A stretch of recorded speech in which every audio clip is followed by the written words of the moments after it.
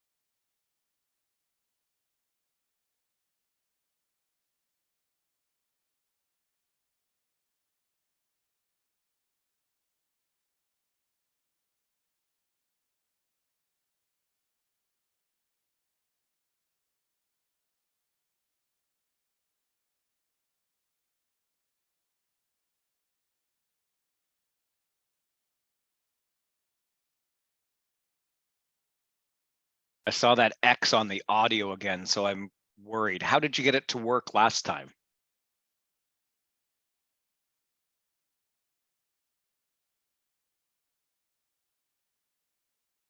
Because it shows on the screen connecting to audio, and then I saw the X. I was hoping it would it's going to try again. Okay, now yep, but I'm worried that we're going to be in the same, just try talking. Yep. Can you hear me? I can hear you, yes. Okay. Are you getting the echo again? No, I'm not. There we go. So much better. Perfect. There we go. Love it. Magic. See? Again, magic. Here is my technical expertise. Let's start it over again and see. Magic. Beautiful. Magic.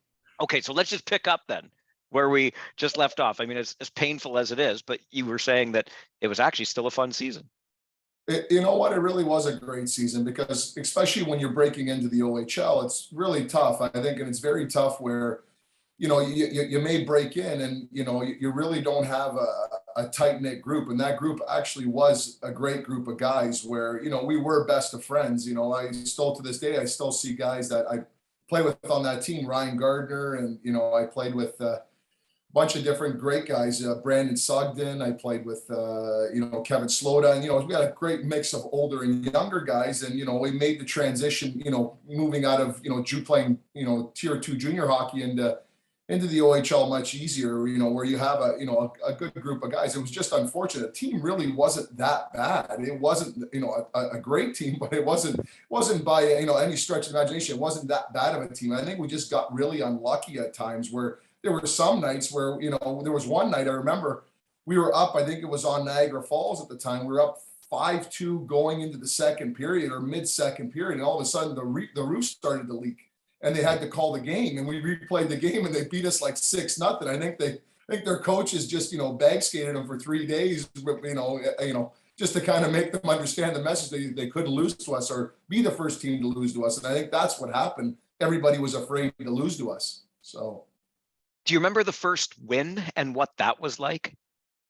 I still, 100%. Oh yeah, I forever remember. It was at home. It was the day before Christmas break, and we played North Bay, and we played the Centennials, and they weren't a very good team either. And we actually beat them, and it was on the TSN Pepto-Bismol upset of the week. So it was, it was memorable. It was pretty good. But you know what? It was scary enough. The next game, we came right after the break, and we played Kitchener on the road that day, and we'd actually beat Kitchener that night, and it was the same thing. We had won 2 in a row, and team started to kind of roll, and then all of a sudden it was just it just got ugly again, where we just couldn't find a way to win. If something went wrong, it went wrong to us. So I think it was just unlucky more than anything. You talked, Adam, about how tight knit that group was. Were you in any way involved in the Jeep incident? I believe it was with goaltender Ian McInerney. Yeah, oh yeah. Ian was my ride actually. That year it was a few of us. It was there was myself. It was Owen McInerney. He was the driver of that truck, and then there was who else was on our ride? It was Justin McPolin was on our ride, and there was I believe Brandon Sugden was the other. So it was every day was a fun day. Like it was much as we. It wasn't successful, but the guys made it a good time. And that's what junior hockey should be, because you really do look back 20 years later and you remember incidents like that, right? Where, you had your fun. And, that's where I think a lot of these young players really, start to understand, that life away from home and, and living away from home, and, your teammates become your family. As much as the challenges would have been there on the ice with just the 3 wins through that season, London's not a bad city to be in when you're getting your junior start being away from home. No, it was, it was actually, for me, it was great because I'm from Toronto, so it was an hour and a half away or an hour 45 away, and my family could always come and visit and watch. And as well, it was always where, it is London's one of the bigger OHL cities where there's always something to do, where, you got Western, where you go watch a football game, or you go watch a hockey game, or there's always something there that would be great for the guys to go out and hang out. Obviously, not long after you left London and just after you left the league, the Hunters take over and things change dramatically in London. Do you ever look back at that and say, well, damn it, if they had done that 5 years earlier, it would have been different for me? Well, 100%. And it's not that the ownership group that before was a bad ownership group. I think, the Terry family, they tried their best, and I believe they were builders, and they weren't really hockey people, where you have the Hunter family where they're a hockey family. And as much as anything, they're NHL quality coaches and understand their players, former coaches, and what they're doing over there. They've shaped their organization and created their culture where, now it's they've produced so many great players. And 100%, you always look back and say, hey, I wish, I would have been a part of that, and for sure. And maybe my road today would have been different than, where it ended for me. But, I also got very lucky and played for some very good coaches, where I played for Pete DeBoer and I played for Steve Spott and I played for other guys that really, taught me the game and taught me how to be a good person. And I look back and, those guys really did help me and shape me, for what I am today. So. What do you remember about your first OHL game? My first OHL game. My first OHL game, I don't really remember.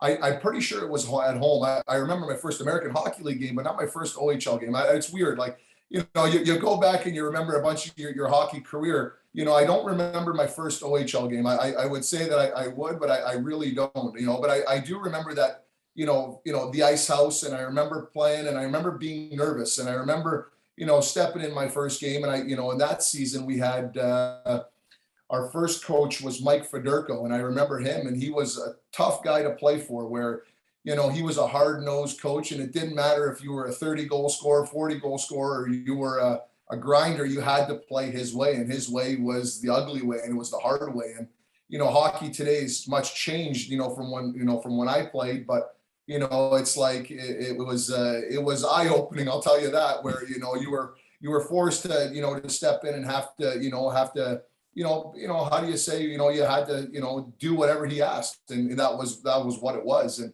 he was a more physical type coach, and he tried to get me to play that way. So. You still didn't have trouble filling the net, though. I think you had more than 20 tucks that first year, didn't you? Yeah, I actually got, but that was the fortunate part. I was very lucky to get a lot of playing time, and where, stepping in as a rookie, you usually don't get much opportunity in the beginning, where, our team wasn't very good and they were kind of rebuilding for the future. And I got very lucky where I got every situation where, I came in and was able to play on the power play and able to, to get, a lot of minutes. And, when you get situations, you're able to go out and show what you're able to do. Right. And, I was fortunate that way, where I did get a lot of ice time, and for sure, it was a great season. It really was. It was personally, individually, yeah, it was great, as a team, it wasn't, but, that was, I think it was an easier transition break-in year for me, playing on a team like that. So. You mentioned remembering that first AHL game. I guess it's because it's that first pro game, but what do you remember of it? I remember scoring in my first game. I remember getting a puck off my centerman. His name was Eric Landry. And, we were jumping in on a 2-on-1, and I remember, him sliding it across. And, it was weird that night because the home opener there was In Sync, or it was the Backstreet Boys or In Sync. It was one of the two. So they sang the national anthem. So the actual stadium was full. And we were in Rupp Arena, and it seats 20,000 people. And, the arena was full, not to watch us, but to watch, I think it was the In Sync or the Backstreet Boys. So, I scored, I put one underneath the crossbar, and I just remember the crowd going nuts, and that feeling of, where, you play in your first game and you kind of break, you break the seal and you score your first one. And it was a special night. It really was. And it was a lot of fun. It was a lot of fun. We talked about that first win in the Ontario Hockey League just before Christmas over North Bay.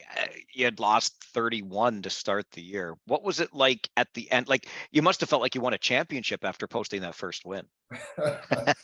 You know what? It was a great feeling that night. I think we celebrated for a while. That night we celebrated, and it was kind of tough. Where you go through a stretch where you're pressing, and there were nights where we should have won and it just didn't balance. And it was like, yeah, without a doubt, when we did win that first one, it felt like we got the monkey off our back, and and it was almost that pressure, and and it was. We were lucky at the time, and I was lucky at the time. We had some great people, in our trainer Branks. I don't know if Branks is a legend in the OHL, and he was, and he was great to us young guys. And he was, it didn't matter, what it was. He'd always make us feel like we were, important and we were the best. And, and that was the hard thing where, it was, you'd walk into the rink and you'd feel like you almost weren't, you weren't successful because you weren't winning. But I thought, that team really,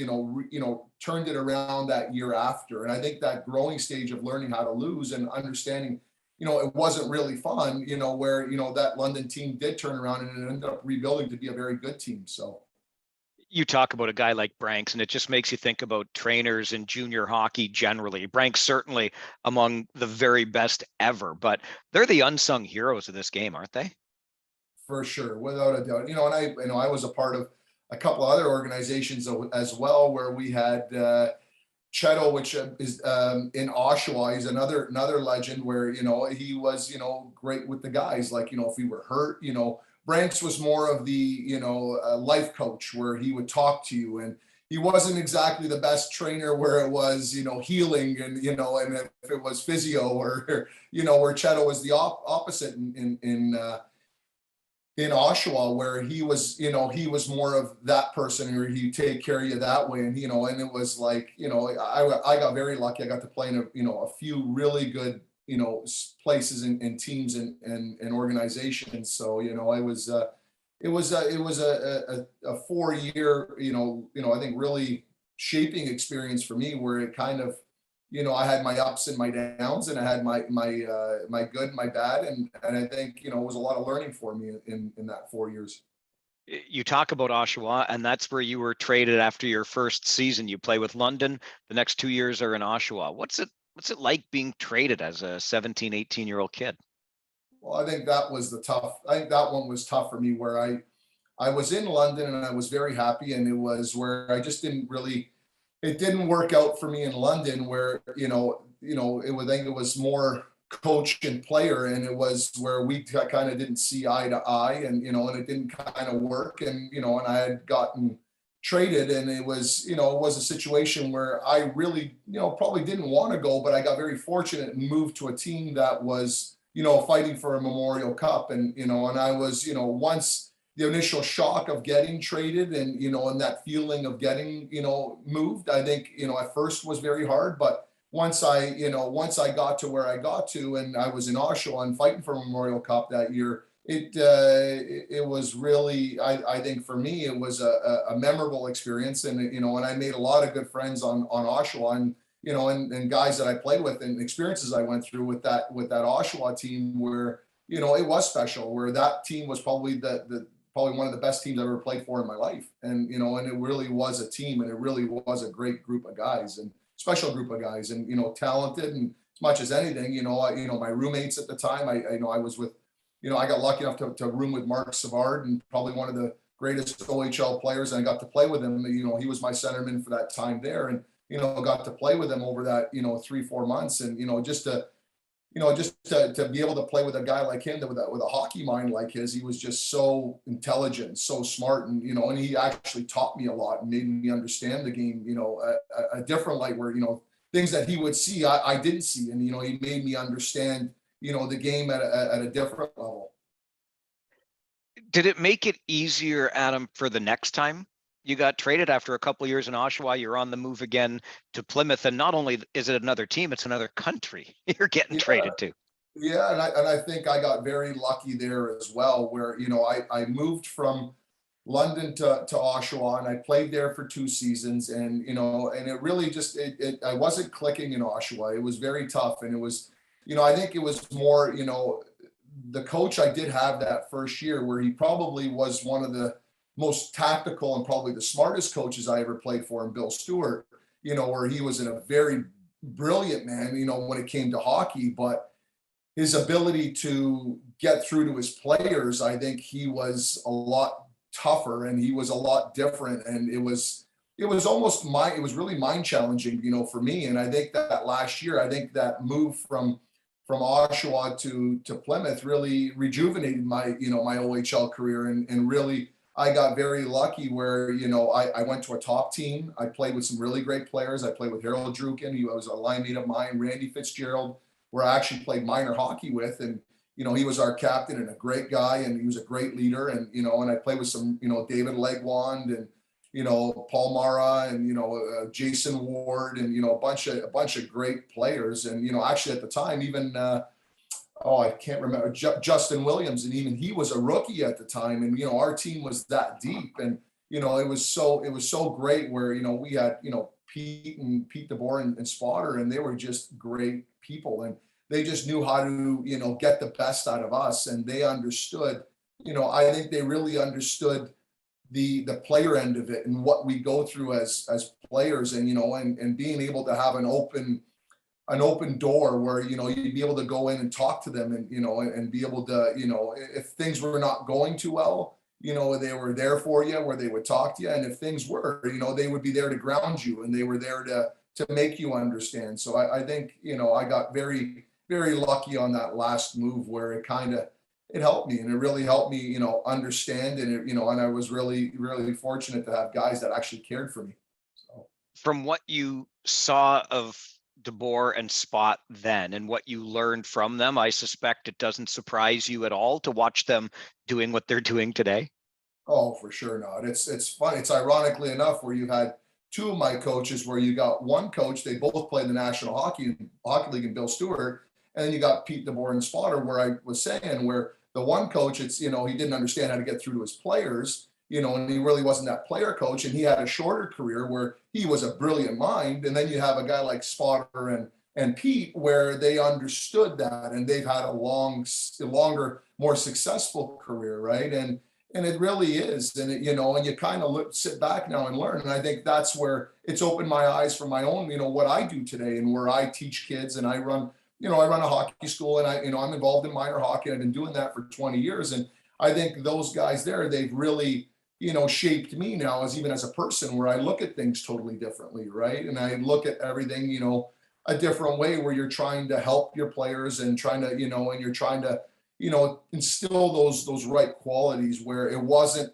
all about, just the win and the loss, where I really feel, Steve and Pete really understood that we were human beings first, and we were people, and they really cared for us that way. And and I think that's the biggest thing.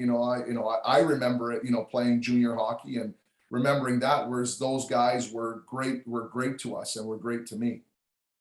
How seriously did you take your fitness back then, Adam? Because I heard something about like push-up blocks that were there in the room for you to, stay in shape. Well, I think my first year I came into camp, I was my first OHL camp. I came in 30 pounds overweight. I was a big, strong kid. I was 6'2", 230, which I wasn't in very good shape. And I got through my minor hockey career, where I was, I think I just knew how to, find the net. I knew how to score, and I understood, I understood where to be, and I understood where to put myself in order to get myself those chances. But as you move up levels, it's a little bit different. Now the game changes. Now it becomes quicker. It becomes faster. You got to react to the puck quicker. Where, I showed up the training camp, where it was, I didn't know. I was uneducated. I didn't understand, what type of, there wasn't the type of awareness today there was back then. Like today, there's awareness where there's, anywhere these kids turn today, there's off-ice programs, there's nutritionists, there's, back then there was none of that. And it was kind of, you were on your own. And, I showed up to my first training camp, and I was forced to lose 30 pounds. And Mike Federico wouldn't play me until I lost 30 pounds.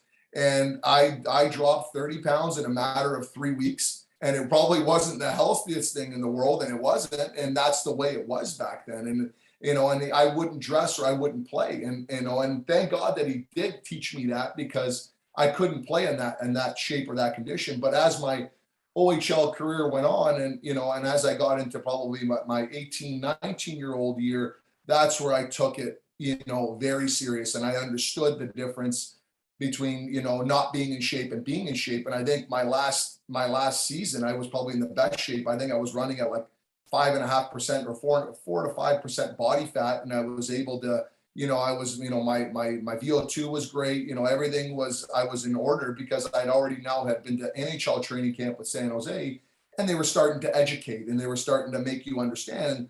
And one thing they had said to me was, when I walked away from my first camp was, you have to get yourself into, NHL shape. And if we're going to sign you, and if we're going to have you be a part of us, you have to, and no problem. And that was the good thing with them, was they did communicate that with me, and they made me understand that. And, that next summer, I think I put on, God knows how much muscle. And much fat I took off and everything else. And I made sure that I was in proper playing shape. And, ironically enough, my last year, my 19-year-old year, I had my best season in the OHL, where I believe I was like fourth in scoring in the league. And I had over 40 goals, and, and I was in a better situation where, now I was in much better shape, and I was able to play night in, night out, and produce consistently over the grind of an OHL schedule, where you're playing 3 and 4 nights, and you're traveling, and it's not easy. That's the one thing where people don't understand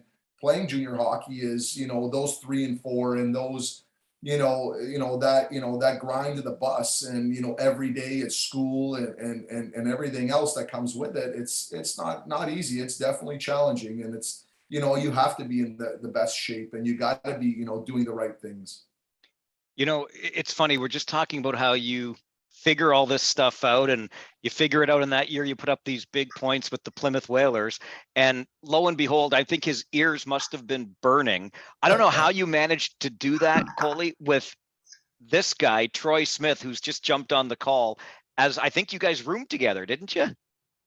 I think we did. Well, we didn't room together as, not in Plymouth, but, if we were on the road, or, it was always at the back of the bus, and, it was great times. I don't forget, and those was one of those special years, right, where, you look back and, we had the ability to be able to, conquer so much, but it was so tough at the end where, we came down to injuries, and we had a bunch of guys that were very talented that were, were looking to get to the NHL, and they wanted to get there quick, right? And it's understandable, when you're 19 years old, who doesn't want to play in the NHL, right? So. Smitty, Coley was just listing off a bunch of the guys he played with in Plymouth. Oddly enough, your name didn't quite make the list. I'm not totally shocked by that, but, I really came on here because I know Coley won't give himself enough credit for just how good of a player he was, but more importantly, how good of a person. When you look back at that team, he really brought it together, although we fell short in the playoffs. Like his professionalism and his presence was second to none, and really important to us that year, and just a fantastic guy. And I just know he won't say enough about himself, so I'm on here to tell all the people how great he was. Thanks, man. And still is as a person. Oh yeah. Still look the same. Got the great beard, like that was the thing about. Just getting gray, unfortunately. Yeah. Just getting gray. Well, we all are. But I just wanted to hop on and say hello, because we obviously caught up in the summer a little bit through text and that. But he was a great player, Mike. I tell you what, to go through some of the things in London. I don't know what you guys have talked about, but. I'm sure Ryan Lindsay, who's a friend of mine, would have some great stories about him as well. So, sorry if I interrupted the flow here. Yeah, no problems, man. Nice to see you, man. Always, you like too. Always. And, you too. It's great.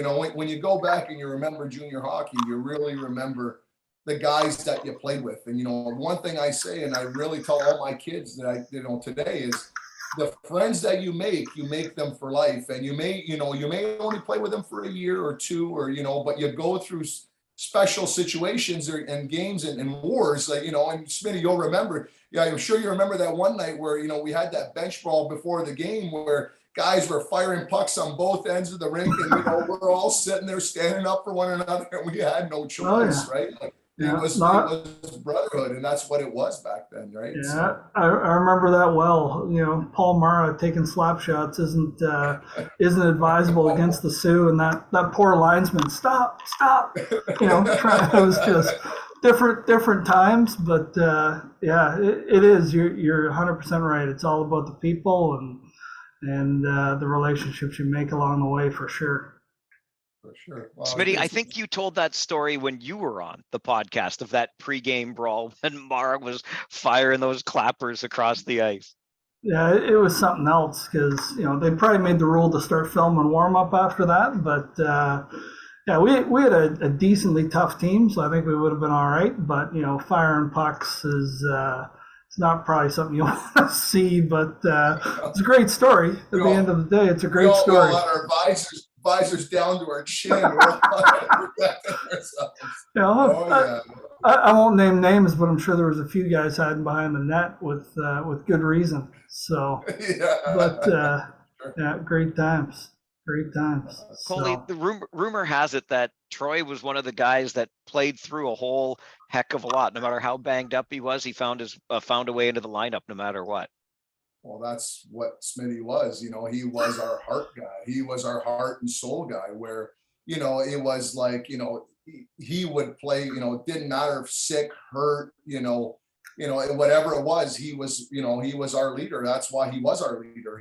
And guys looked up to him. And it really was, where I think Troy was. He wasn't gonna be like Paul, where it wasn't like Mara, where he had that ability where to maybe shoot the puck or make plays like that. But I tell you one thing, Paul couldn't be Troy, where he didn't have that that will, that fight, that that leadership, where you really it really was special, like and everybody loved Troy. Everybody loved Troy, from from the arena ushers to the coaches to the trainers to the everybody, the bus drivers. He was the likable guy, and he was that guy, right? He was that teammate. He was probably one of the best teammates I ever played with. So that's humbling for sure. I got to come on this more often, Mike. You never talk about me like this, but you know what? I do remember a time in Peterborough where, and this tells you the leadership abilities of Adam, right? And this turned into a giant love fest here. We weren't playing well. I got into a fight. I wasn't tough by any stretch of the imagination. But I do remember Coley standing up and talking about, funny enough, everybody's talking about the Leafs, team toughness and just, how important it was. And me as an overage, I shouldn't have to be doing that. But, everybody's part of the team. But, Adam led by example. I think I talked to you about it in the text. Like, there was, talk because he had been so skilled, and I don't think this is, this is a compliment here, Adam, that, maybe he got by on a skill. But when he came to us, it was the total opposite. Like, the guy traveled with push-up bars. I can remember in the room, you doing push-ups and me kind of sitting on my fat tail there. But he led by example, and no doubt those kids that he's got with the Marlies now are extremely lucky. But again, I don't want to jump in too much here. Maybe I should sign off unless you got anything else there for us, Mike. But I just want to say this so Coley knows, because Troy, it's true. Like, Smitty and I got to know each other, and I would call him a friend from this game for sure over the past 10 plus years. No, I'm going to say it. Well, you don't have to. I'm just kidding. But he came through, Coley, in a big way for me this past summer with some fundraising that I do. And I don't think it surprises you at all that Troy is like one of the first guys to reach out to me, step up and say, I want to help. And the guy helps me raise more than $1,000 for my charity.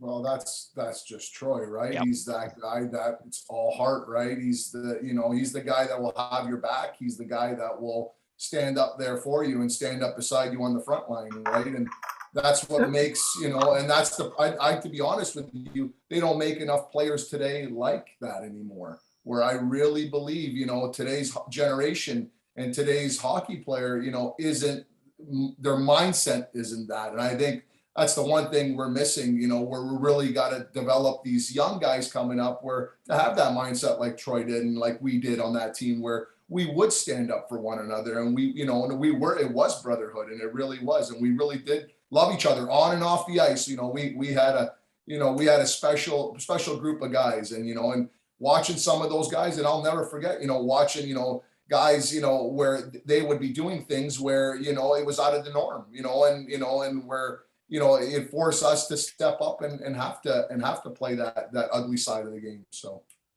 I do agree with Adam on that. Like, for any kids listening to this, it's a lost art to be, and I'm not comparing myself to this guy even close, but when you think about it, there's one Tom Wilson in the league. And, if you can combine that skill with a little bit of heart and soul and being a character guy, I'm sure there's other guys in the league. A guy like Bertuzzi in Detroit is a good example, who can kind of do a little bit of everything. You can find a job for yourself, and I do think kids, skill is great, but there is still different dynamics to a player that can really, really, really help them to make a career and make some money. But I'm going to hop off here, but I am going to invite myself over one day, Collie, to check out some of that wine over your right shoulder.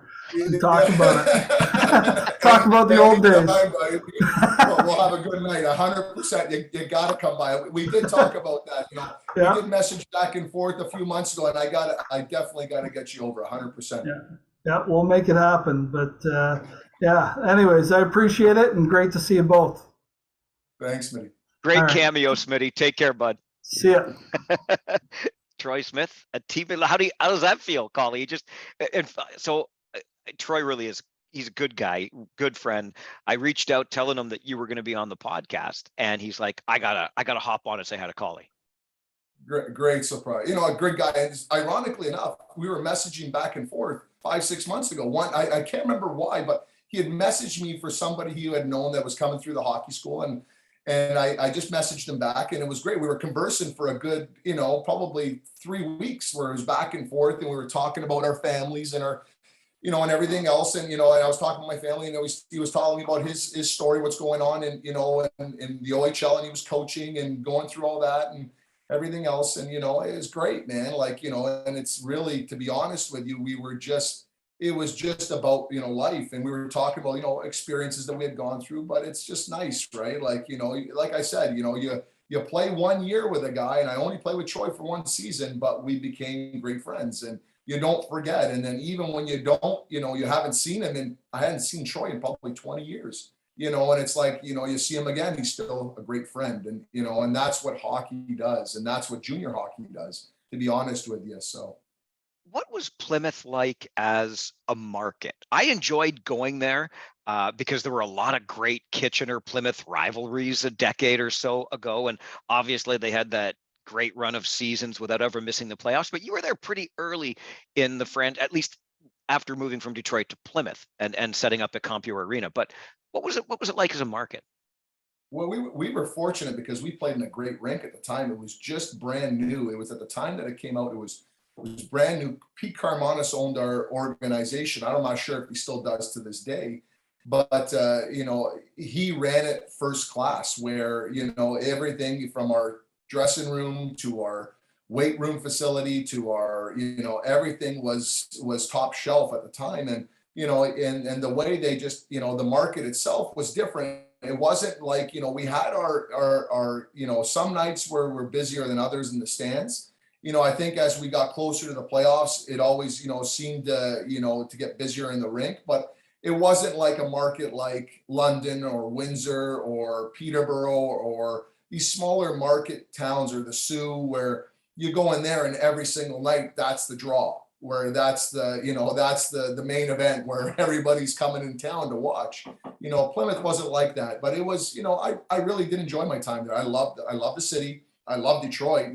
There's some really, don't get me wrong, there's some really tough parts of Detroit, but there's some really nice parts as well. And Plymouth is one of those places where, it was great. Like, it was a nice place to live. I'm very lucky with my billet family. They were great people. The Sneed family, they were great. They were really nice to me. They always were, looking out for me, that last year. Cause it's still, even at 19 years old, you're still a kid. We weren't men. We were just, entering that adulthood where, you're learning how to take care of yourself, and, I think at that point it was a good stage where I got lucky to move into that, to move into Plymouth. So. I said at the outset, that was really the reason I reached out. I just thought we haven't had enough Plymouth Whalers on this podcast. I'm going to go back and find Colagiacomo and see what's going on. And it's great that Smitty could make this cameo, and obviously that's where you saw your greatest success in junior. But I do want to go back to Oshawa, Bill Stewart, Mark Savard, who we already mentioned as well, and the OHL championship. I mean, not every player gets to experience that, Collie.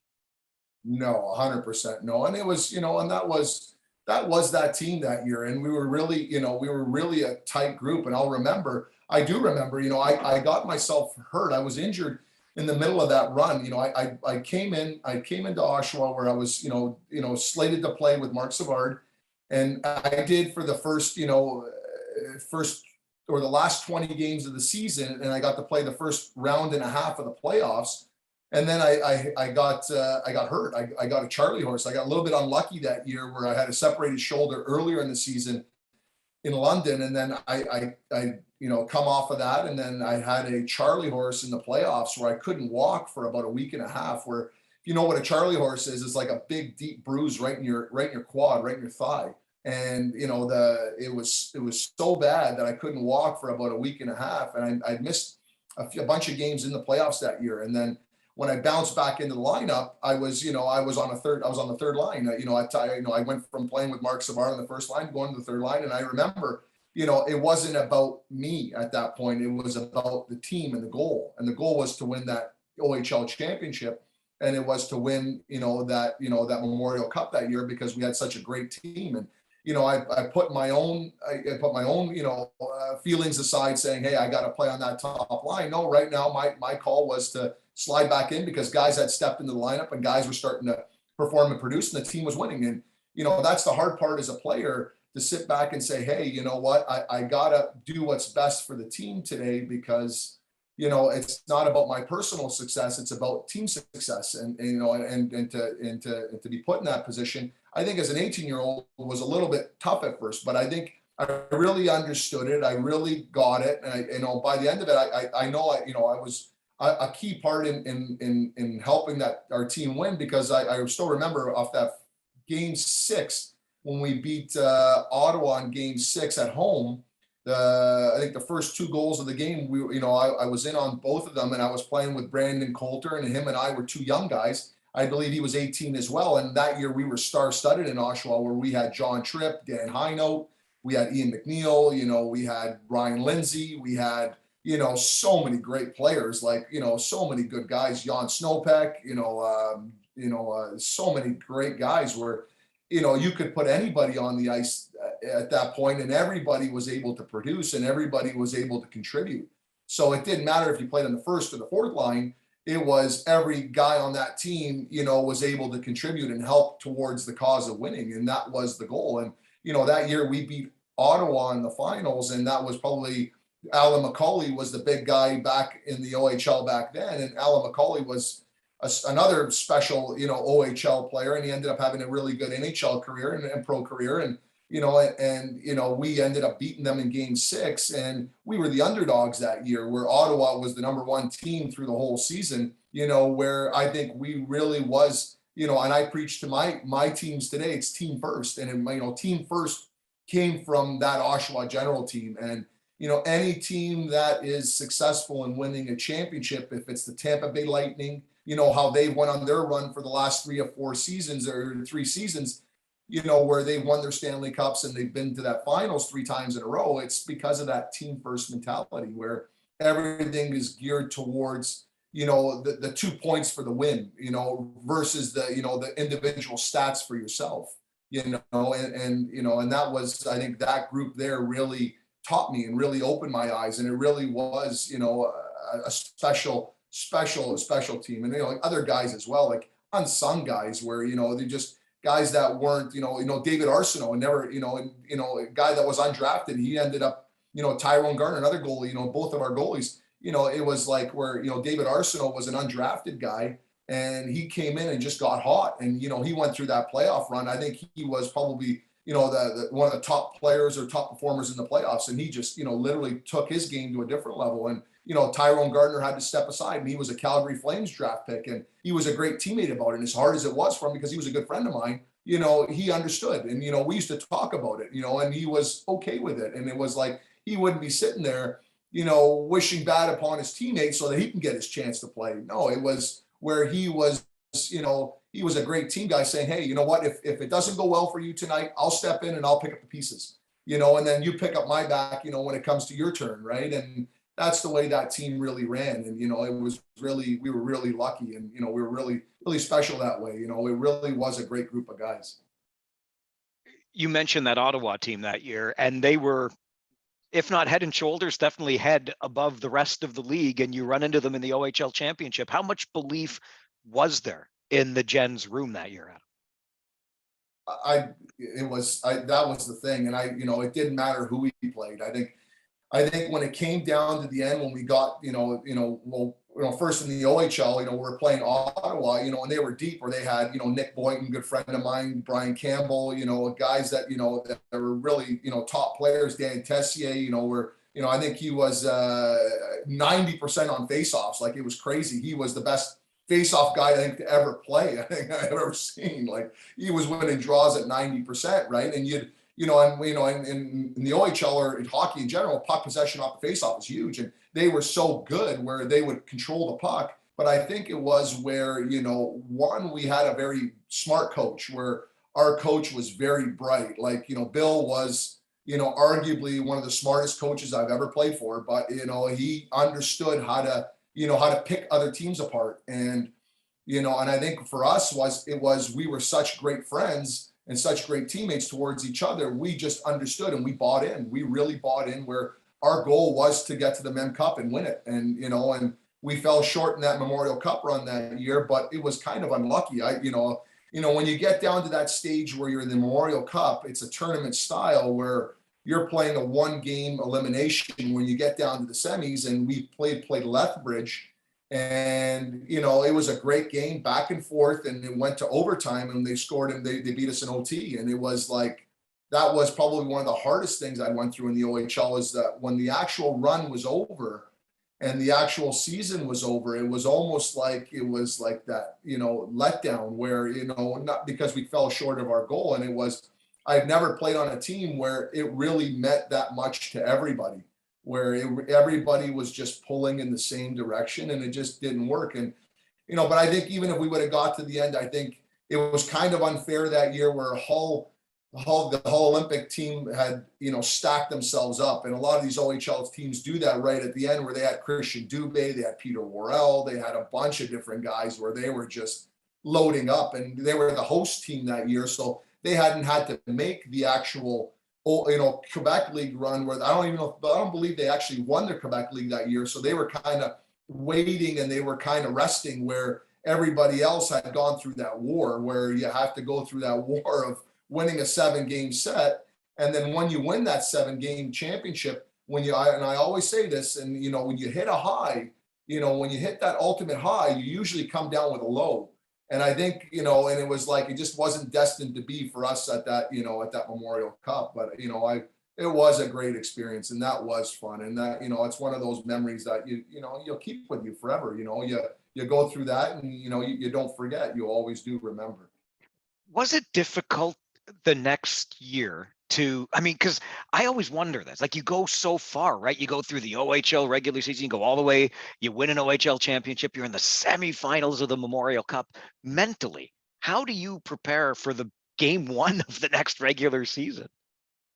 I think that was the tough part. I think in that next year, it was weird, because now we had lost everybody, and we had lost, we lost, don't get me wrong, we had lost half of our team. And we still, even that year, we had some guys that had played on that team. Kevin Cawley, good friend of mine, great player. He was another young guy that, stepped up for us that year. And, I remember it was, there was a bunch of guys that were still there, but there was a lot of guys that were gone, key pieces, where we had lost, Jeff Ware, we had lost Ryan Lindsay, Jan Snowpeck, keep going, Mark Savard, John Tripp. Like, our team was depleted. So that next season, it was almost like, okay, now it's like, okay, guys, now you young guys got to be those guys. And now you got to kind of, but the expectation was just, it wasn't like it was that season before. We knew we were, in that rebuilding stage where, the OHL is that, like, you'll go through your it's always that 4-year cycle, where you're trying to draft the right guys, you're trying to draft the right players, trying to keep them, develop them, and then,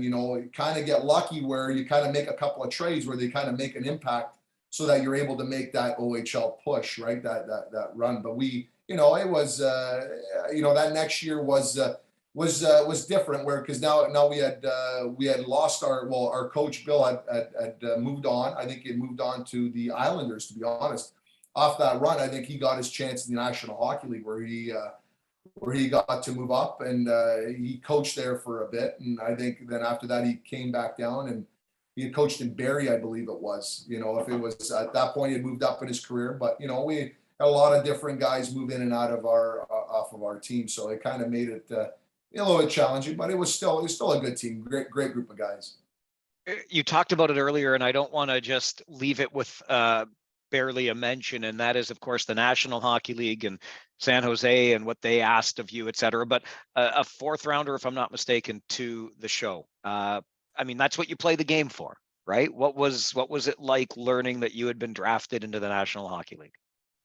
Well, I think that's where I think the education part of it back then was very tough on us. And, I was a different, I was a highly rated player. I was, that year going in the NHL draft, I was rated in the first round. I slipped a few rounds because of a couple of injuries. And that year, that run with Oshawa, I was rated in the first round. I ended up going to the fourth round. And it was a real learning experience for me, going into my first NHL training camp. And you'll walk into your first NHL training camp and you sit there and you're watching the guys and you're watching what they're doing and you're learning and you come back and you say, okay, this is what I need to do. And then, and then as you get older, and at that point you start to, understand, right? And I think my biggest letdowner for me was, my biggest mistake was not creating, a niche for myself, where on my whole minor hockey career and OHL career, everything was geared towards scoring, where, if I was a kid, it was always, okay,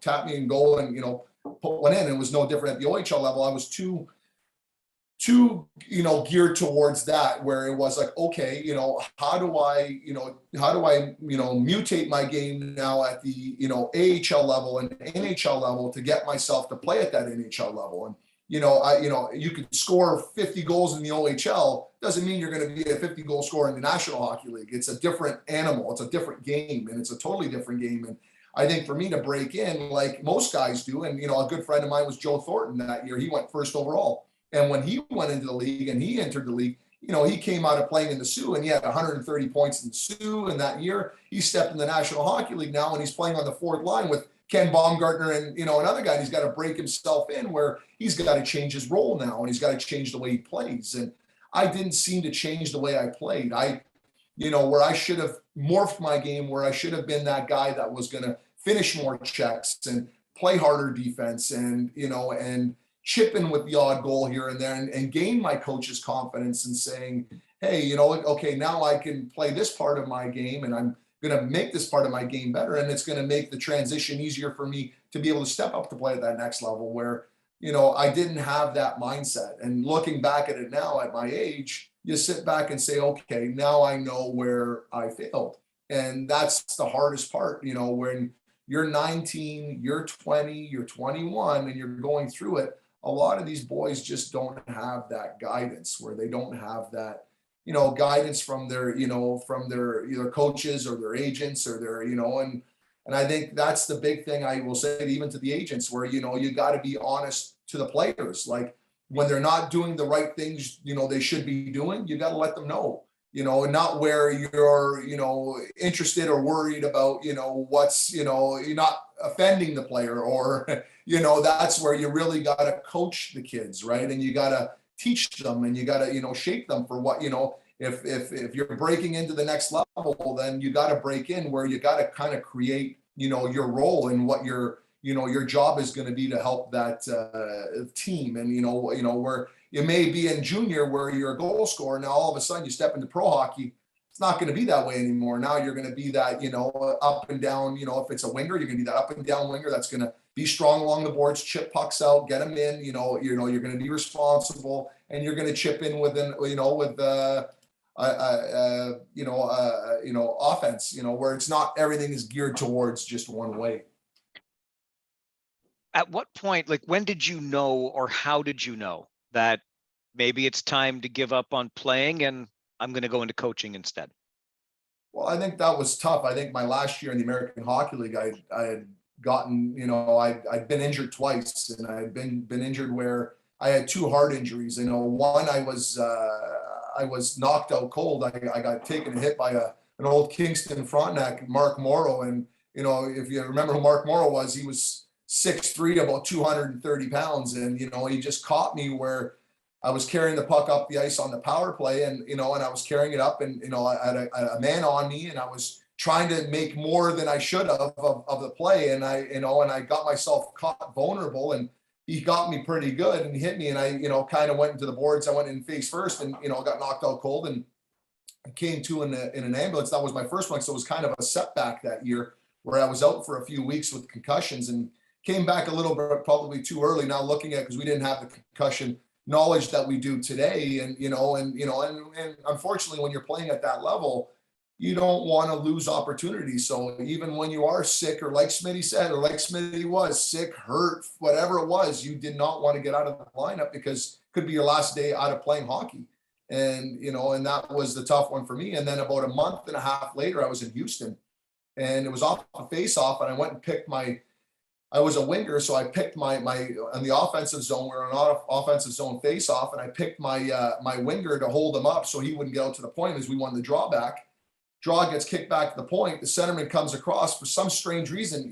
Our centerman picked their centerman because that was his job. His skate came up and caught me right across the neck and took 34 stitches across the neck. And, that was another, tough blow to me. And I think it was a tough blow to me mentally. And I think, I was out for a good 2.5 weeks where I, just imagine a 36 stitch gash across your neck. You're sitting there saying, okay, I got to bounce back now. And I think mentally that was the hardest part. The injuries, people don't talk about that enough, where the injuries really play with you mentally.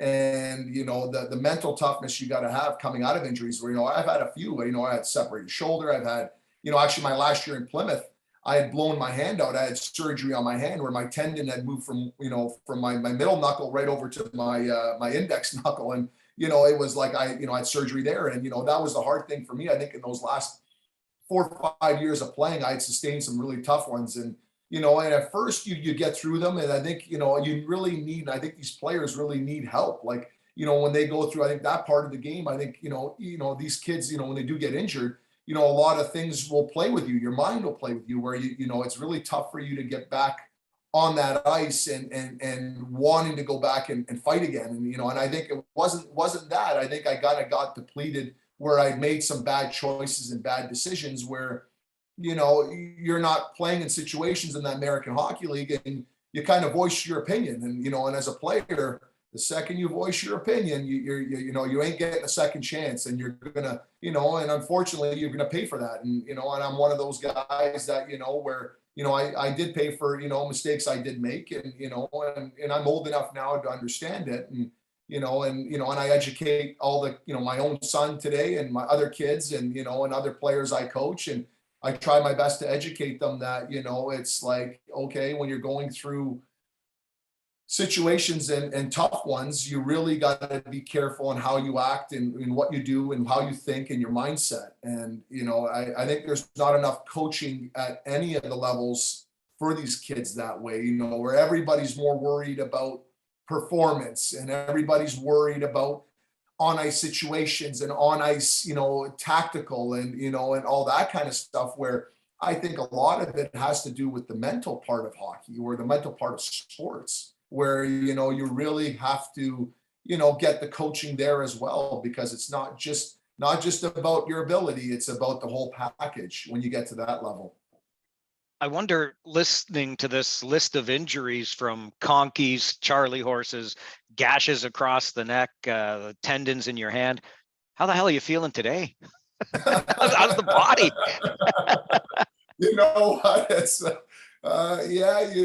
It's some days when it rains and it gets really damp outside, I do feel some of the injuries for sure. But it's at the end of the day, like anything, we love hockey. And I was watching a thing on Carey Price the other day, and I was on TSN. I almost started to cry. And you watch him, and he paid the price. Where unfortunately today these athletes are pushing themselves to the point where it's to the point where it's too much, and they're these kids are overtraining and they're overdoing it, and and it breaks my heart, right? And where you see former players where there's just no education, and unfortunately.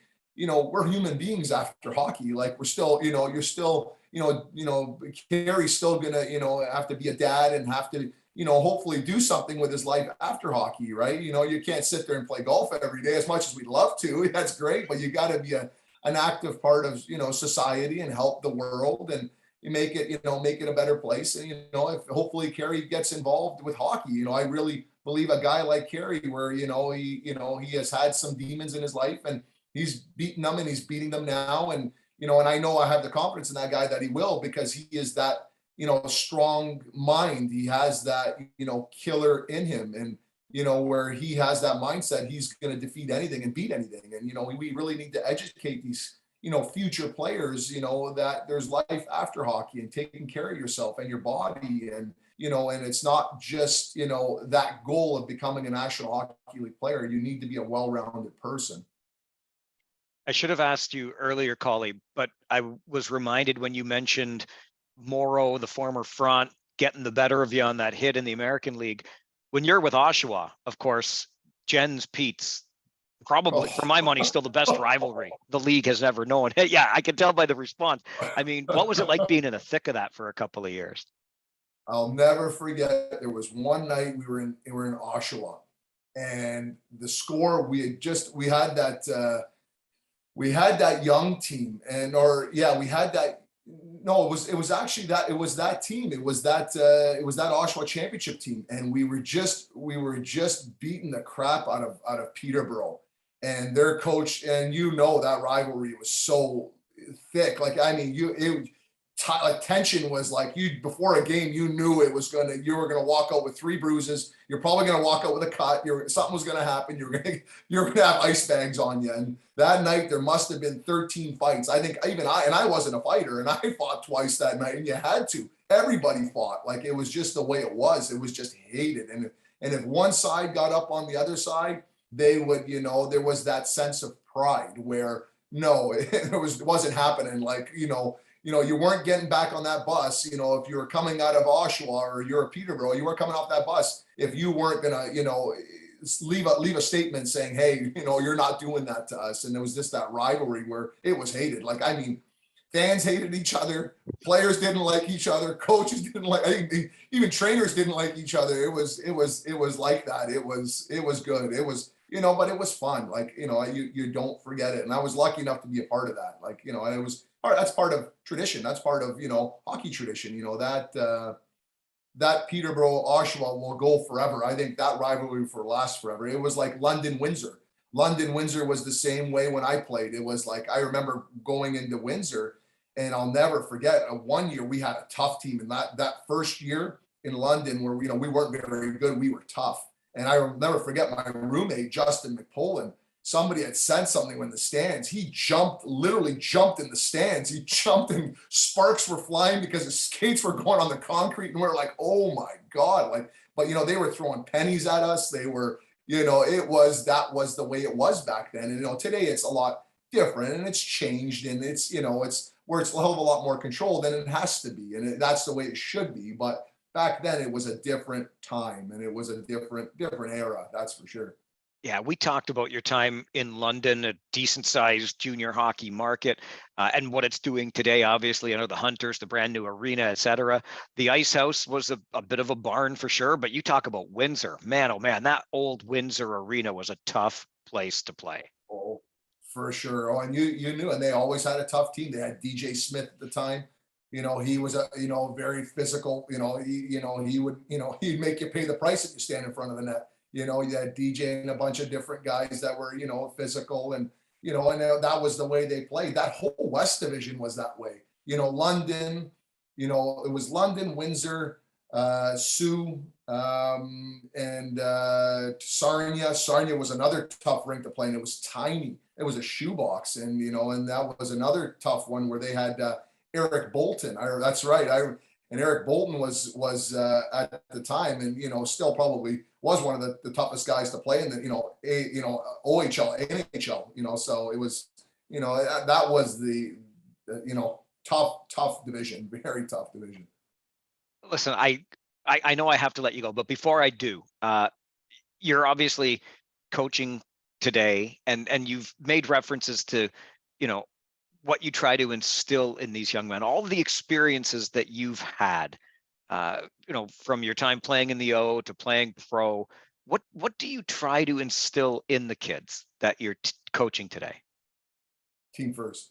I think that's the most the one message I really say to all kids is, one, without a question, be a great teammate and a good person. Like, that is for sure. But it's that team first mentality where you're always putting your teammates ahead of you, and it's individual success ahead of the team, right? Like, you can't be putting your individual success ahead of the team. That just doesn't work. And I think if like, that's the biggest problem with these youth players, is that where they're being raised that way, and and everybody, I think they have that false sense where you're going to get to that ultimate level if it's all about numbers. And it isn't always.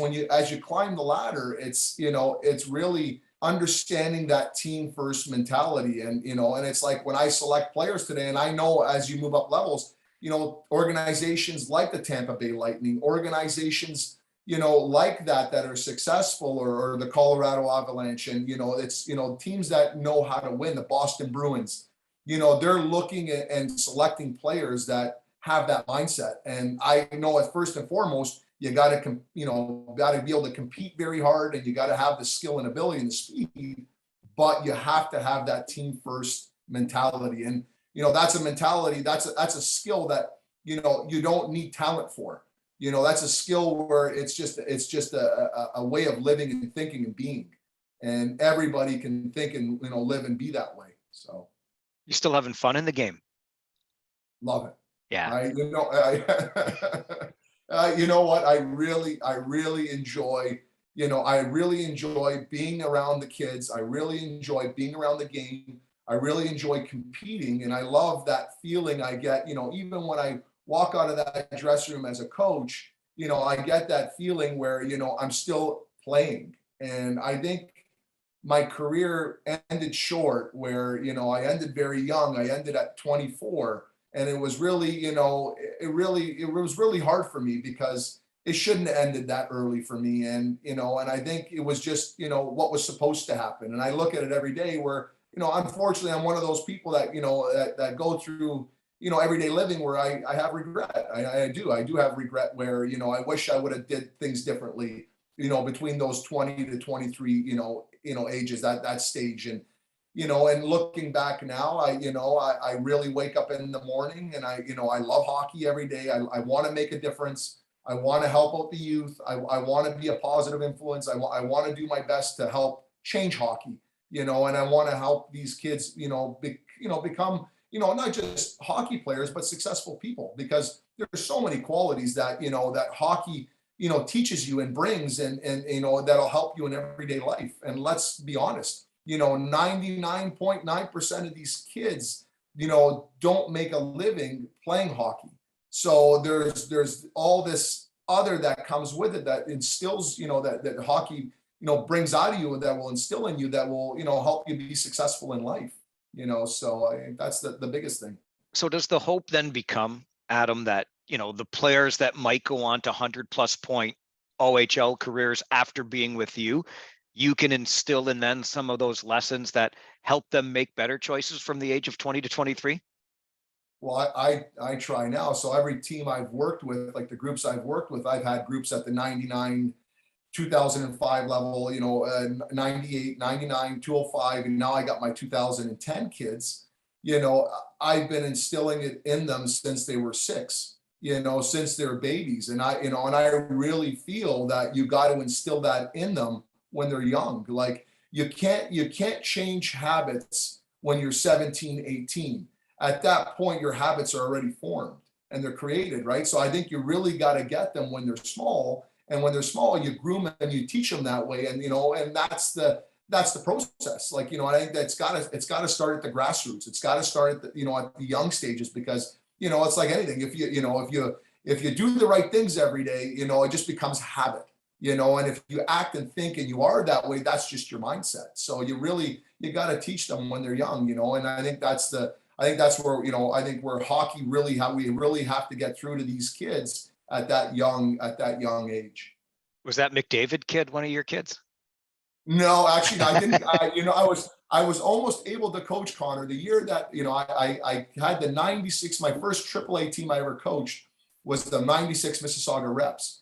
And at the time he was, prior to that season started, he came out to a couple of tryouts, And I got to see Connor when he was, I think he was 8 at the time, because he was playing as an underager with the 96s. And he played up his hole, and I got to skate him for the first time. And, first time I got to put him on the ice, and, it was like, oh my goodness, like he was just 2 steps ahead of every other kid. He just processed everything so much quicker. His footwork was so much better than everybody else, and his skills and ability was. But I think most importantly, getting to speak to his father, a couple of conversations on the phone and meeting him. And at the time, his father was very, really good with him. He was very, in all the things that were instilled in him, all the qualities that were instilled in him, you could see it was coming from dad, where the message was being sent from home and was being coached. And that's why I really feel Connor today is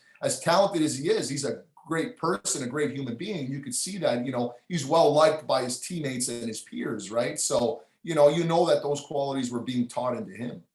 Smitty notices the wine cabinet behind you. I noticed the McDavid jersey behind you. You got everything we need on this podcast, Collie. Yeah, we're okay over here. This is my office, but no, that only comes out in special occasions. But you know what? I love hockey. Everything, in my basement, in my house, hockey's my life.